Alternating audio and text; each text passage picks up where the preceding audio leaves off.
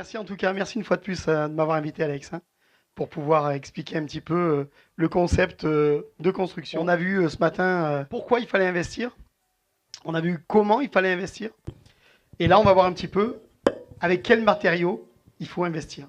Voilà. Donc d'après vous, quel est aujourd'hui le matériau qui pourrait à la fois allier la résistance, donc durabilité, facilité de mise en œuvre, acoustique, euh, inertie. C'est le béton armé. Je pense que c'est ce que tu voulais dire. Les ponts et les barrages, on les fait en béton armé parce que c'est durable, qui permet de construire des maisons durablement. On parle de développement durable d'ailleurs. Hein. C'est pas pour refaire une maison tous les 5 ans, tous les 10 ans ou les 20 ans. Dans notre système constructif, on fait aussi du béton armé, mais du béton armé que finalement tout le monde ici présent pourrait mettre en œuvre. Pas de banche, pas de grue. Alors maintenant, on va voir des types de maisons complexes que l'on peut réaliser. Qui, d'après vous, a monté cette maison? Qui peut monter une maison comme ça? Ben, un professionnel. Comprends, là, on n'est même pas dans une maison facile. On est d'accord? Est-ce que vous voulez savoir qui a monté cette maison? Bon, Chloé, t'es du métier, c'est pas possible. Pas du tout. Qu'est-ce que tu faisais avant de J'étais monter des... commerçante j'étais vendeuse, on va dire, pendant 20 ans. D'accord, donc un prêt-à-porter, Prêt-à-porter, chaussures, un truc de Donc- fille, quoi. rien à voir. Absolument rien à voir. Ton ressenti, vraiment, mais en toute sincérité, parce qu'après, tu vois, les gens, ils croient que des fois, on exagère, mais là, voilà, le ressenti sur le montage du bloc. Un De ce bonheur bloc-là, nouvelle génération, Planète Isobloc. extraordinaire de légèreté, de maniabilité, de facile à poser. Enfin, ça se monte en 2-2. Tu le poses, tu enchaînes, tu les poses tous. Tu as monté 4 ans. Voilà, ça fait 3 heures, on a monté 4 ans. Enfin, c'est un bonheur. Honnêtement, je suis même en train de me poser la question, il faudra te confirmer, d'une reconversion professionnelle. Ah, carrément, Ah, reconversion professionnelle. Mais- Bah, dis-nous, hein, parce que nous, ça nous intéresse. Nous, les techniciens, on n'en a pas en France, Écoute, ça tu vois, n'existe pas. Non, Mais pourquoi pas? C'est facile à faire. Les enfants l'ont fait eux-mêmes. La partie de leur chambre, c'est les petits qui ont 8 ans et 11 ans qui ont monté leur propre bloc. Ça se monte facilement. Le système d'étayage est génial. Ça se fait facilement. C'est les enfants qui ont fait l'éducation au sol. Ah oui, aussi, d'accord. Ah oui, oui. D'accord, Ils ont d'accord. mis la main à la pâte surtout. Attention, on n'est pas dans le cadre d'une entreprise, hein, c'est une Non, maison non, autoconstruction. c'est familial, Ils ne font pas c'est- travailler des enfants.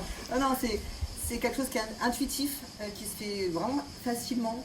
C'est un bonheur. 5 jours de montage À peu près 50 heures. Un peu sur moins. une mais surface de maison qui fait combien à peu près? 240, 250. 250 mètres carrés 250, quasiment ouais. au projet. Donc à recommander, à refaire Oui. et peut-être reconversion. Pourquoi pas. Mais à recommander, oui, bien sûr, si vous avez le moindre doute, non, il n'y a pas de doute, quoi. C'est Planète Isobloc sans aucun souci. Super. Merci beaucoup en tout cas et bonne Merci. continuation, Chloé. Merci Avec bien. plaisir. Et je vous garantis qu'on n'a pas répété une fois. Hein. Je répète jamais en général, ou alors c'est vraiment très rare si la personne bafouille vraiment parce qu'elle ne se sent pas bien ou à l'aise pour parler. Mais on n'a pas répété, on n'a pas à répéter. Des fois, les gens me disent, vous voulez qu'on répète? Non, je veux que vous soyez sincère. Je vous demande même pas. Je vais vous demander à mesure, vous allez répondre ce que je vous demandais à mesure. Et vous répondez sincèrement la vérité. Il n'y a pas à tricher, il y a pas. C'est un Lego. Voilà, c'est un Lego. Et on va amener justement le principe, pour ceux qui ne le connaissent pas encore. Bon, quelques-uns parmi vous l'ont déjà découvert. On peut amener le bloc. Et l'idée, c'est, comme vous le connaissez dans le béton armé, vous amenez 2 banches, vous coffrez, vous coulez du béton, vous décoffrez, et aujourd'hui, vous réisolez un peu dedans.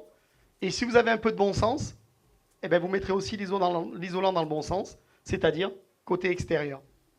Donc le système qui se met dans ce sens-là, quand on le construit, c'est un système de Lego. Voilà, nous on vend des Lego, on est retombé en enfance il y a déjà quelques années, on s'en lasse pas quand on voit les gens le mettre en œuvre et quand on les voit vraiment à se dire j'avais des doutes, j'ai hésité. Aujourd'hui, non seulement je le mets en œuvre, je me régale, et puis quelques années après, vous revoyez les clients qui vous disent Fabrice, qu'est-ce qu'on est bien dans notre maison. L'été, on a un confort exceptionnel, et l'hiver, on n'a pas froid, on n'a pas de parasites d'air, on n'est pas là avec la petite laine du soir. Et même quand ils revendent la maison au bout de quelques années, qui vous disent oh Fabrice, ma maison, oh, je l'ai mise en vente, classée A. Les gens, ils n'y croyaient pas, ils croyaient que c'était une erreur, voire A+, quelquefois. Et ce qui est très important, et c'est là-dessus que je veux terminer, c'est pas parce qu'on n'a pas les moyens de construire qu'on doit construire du basique, du bas de gamme. Une maison qui va coûter cher pendant qu'on y vivra dedans et qui va nous suivre jusqu'à la revente, qui aura peu de valeur, qui sera mal classée ou qui... Voilà. Et c'est dommage parce que souvent, quand on n'a pas les moyens, eh ben, on achète le plus basique parce qu'on n'a pas les moyens. Ben là, c'est l'inverse. On n'a pas les moyens, et ben on peut se permettre de se construire une maison en béton armé, isolée par l'intérieur, par l'extérieur, durablement, avec une maison qui consommera très peu et qui, même à la revente, va pouvoir être vendue dans des prix confortables parce qu'on a tous les arguments d'une maison solide et isolée. Voilà. Donc l'idée, c'est vraiment de faire des maisons basse consommation avec de l'isolation, mais avec 2% de matière. On fait du styrène. Ces petites billes qui ressemblent à de l'homéopathie, c'est vraiment très fin. Expansé sous l'effet de la vapeur, on travaille qu'avec de la vapeur, on emprisonne de l'air dans les billes de polystyrène. Est-ce que l'air est isolant? C'est tout, on va pas. Voilà. L'air est isolant. L'avantage, c'est qu'on s'isole pour le froid, mais aussi l'été, quand vous arrivez à 40 ou maintenant on peut même dire 50 degrés sur les quais, là où il y a les marins pêcheurs, dans quoi est-ce qu'ils mettent la glace pilée? Poisson. Avec quoi est-ce qu'ils referment? 2 cm de polystyrène. Ça veut dire que les glacières et les frigidaires c'est du polystyrène, hein, si on ouvre un frigidaire ou une glacière. Donc l'idée, c'est vraiment de faire de l'isolation par l'extérieur, mais pas n'importe comment.